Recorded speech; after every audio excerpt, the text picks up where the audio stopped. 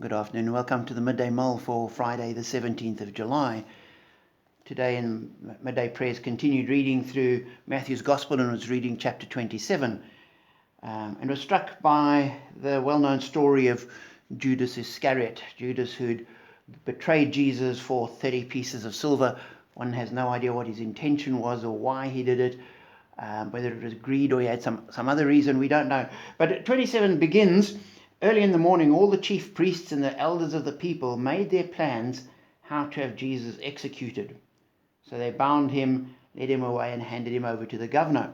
And Judas realizes this is what's happening, and we're told he's suddenly overcome with remorse, and he goes and tries to give the money back to the chief priests, and they say, no, we don't want it, it's your money. He says, but I've betrayed an innocent man. They say, your problem, not ours.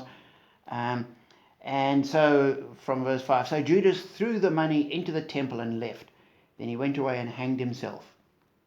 The chief priests picked up the coins and said, it's against the law to put this money into the treasury since it's blood money. So they decided to use the money to buy the potter's field as a burial place for foreigners.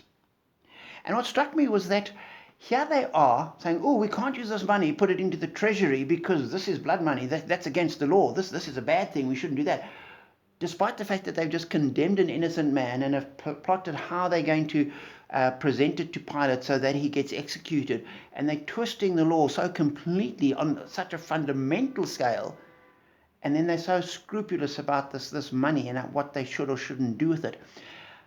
And a number of things struck me there. The one is just how true to life that is, that we all have blind spots, and how human beings will do things that are contradictory so often. And to me, that just underscores the authenticity of the narrative. This isn't some made-up story, because it's so true to life and so accurate. So to me, that just really bolsters my faith in the scripture as a record of what happened. But then also the challenge to us of where are our blind spots?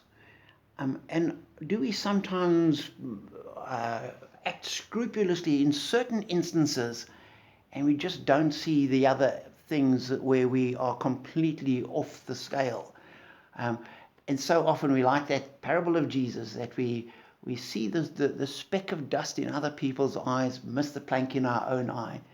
And the Pharisees and Sadducees were doing that. They just didn't see the plank of condemning Jesus, but were meticulous about the grain of sawdust of this isn't kosher money for the temple. And so our challenge as Christians is to be consistent and to have God transform our lives and to shape us so that what we do is consistent across all spheres of life. It doesn't come easily, but it's a constant thing that we work at. But it's what we need to be. And so my prayer is that God will transform you, even as he transforms me, so that we will be like Jesus and glorify him in our lives day by day. Be blessed.